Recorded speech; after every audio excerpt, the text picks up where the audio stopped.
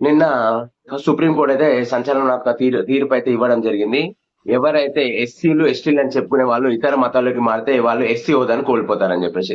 అంటే 1950 క్లాజ్ ప్రకారము ఎస్సీలు అని చెప్పుకునే వాళ్ళు ఇతర మతాలకు కూడా వెళ్తే వాళ్ళని ఎస్సీ లాగా గుర్తించరు. అంటే ఈ మతాలు వచ్చేసి హిందూ, బుద్ధులు, సిక్కు ఈ 3 మతాలు మాత్రమే ఎస్సీ హోదాలో కల్పించబడ్డారు. అంటే ఎస్సీ హోదాలో ఈ 3 ఏవైతే ఈ మతాలు ఉన్నాయో వారు ఏ ఇతర మతాల్లోకి కూడా కన్వర్ట్ అయితే వీరి యొక్క వారసత్వంగా వచ్చే ఎస్సీ షెడ్యూల్ క్యాస్ట్ మాత్రం రద్దు చేయబడుతుంది అని చెప్పేసి తీర్పు ఇవ్వడం అయితే జరిగింది.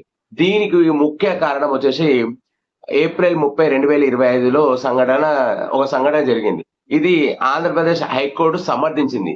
దానికి గల కారణం ఏంటంటే బాపట్లకు చెందిన ఒక పాస్టరు చింతాడ ఆనంద్ అని చెప్పేసి ఆయన ఒక చర్చిలో ప్రసంగిస్తూ ఉపన్యాసిస్తూ ఆయన వెళ్ళడం జరుగుతుంటే ఆ ఊరికి చెందిన ఒక నలుగురు పెద్దలు ఇతన్ని తిట్టడం జరిగింది. ఇతను ఏం చేశాడు, ఇట్లా నన్ను తిట్టారని చెప్పి పోలీస్ స్టేషన్కి వెళ్ళి కంప్లైంట్ చేయడం జరిగింది.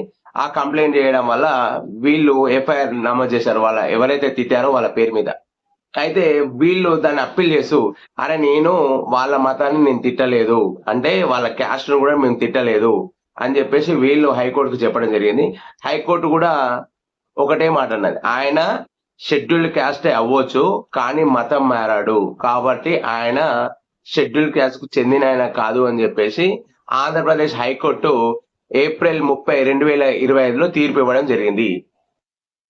అయితే ఆంధ్రప్రదేశ్ ఇచ్చిన తీర్పును సమర్థిస్తూ ఇప్పుడు ప్రజెంట్ అయితే జస్టిస్ ప్రశాంత్ కుమార్ మిశ్రా మరియు జస్టిస్ మన్మోహన్ గారు అయితే సమర్థించడం జరిగింది.